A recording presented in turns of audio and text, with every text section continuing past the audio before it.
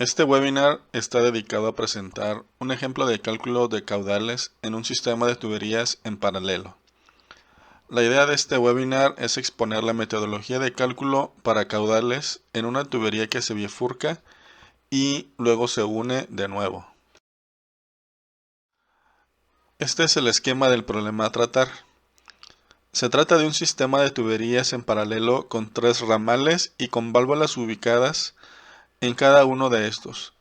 El fluido entra por uno de los extremos, fluye por los 3 ramales y luego sale del sistema por el otro extremo.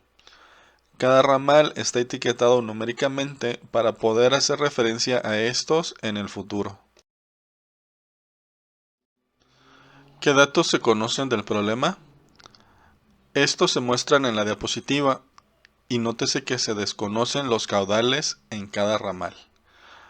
Se conoce la constante K de las pérdidas ocasionadas por cada válvula y por cada codo, así como las longitudes de cada ramal y propiedades del fluido. Debemos entonces establecer algunos detalles para la solución del problema.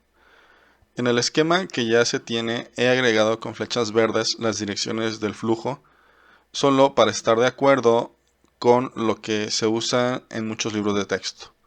Pero bien podría tomarse también la idea de tener 2 circuitos de flujo, y en cuyo caso la flecha del ramal central estaría dirigida en sentido inverso.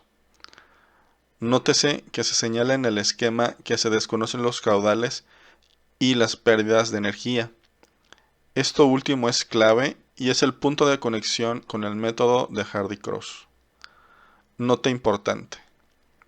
Este método aplica muy bien para este tipo de sistemas de tuberías, pero se hace complicado implementarlo en una red. Para ese caso, el método de Hardy-Cross es idóneo. Lo primero que debe hacerse es establecer una ecuación para el balance de masa. Este queda definido en términos del caudal total, Qt, y de los caudales en cada ramal, Q1, Q2 y Q3, como se muestra en la ecuación. Lo segundo que debe establecerse son las ecuaciones para las pérdidas en cada ramal. Esto se muestra en el segundo conjunto de ecuaciones y es fácil relacionar estos balances con los ramales por los superíndices en paréntesis de cada HL. Hasta este punto no debe haber confusión porque el proceso ha sido el mismo que se sigue para tuberías en serie.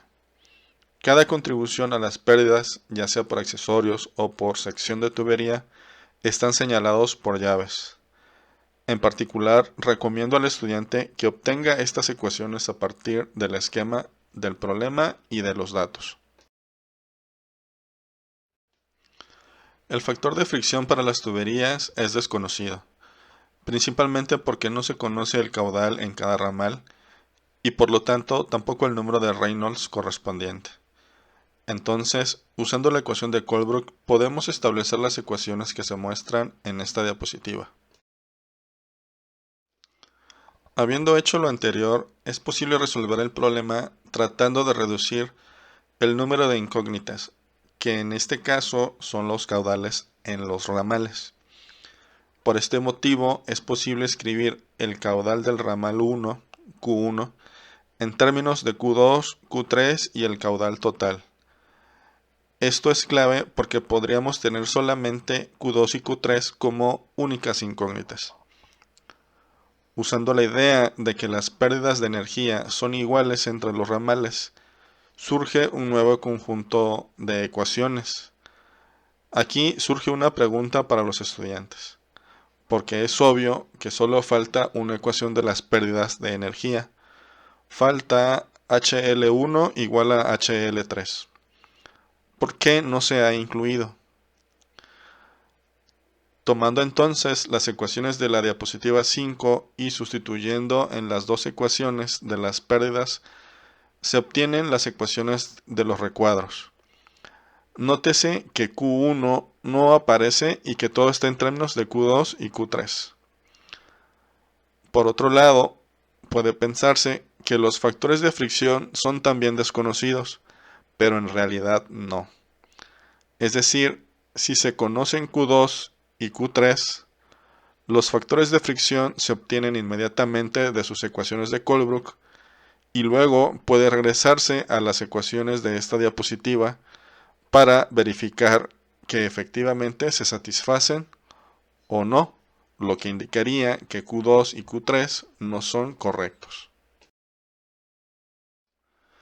Estas son las ecuaciones de Colebrook para cada factor de fricción en términos de Q2 y Q3.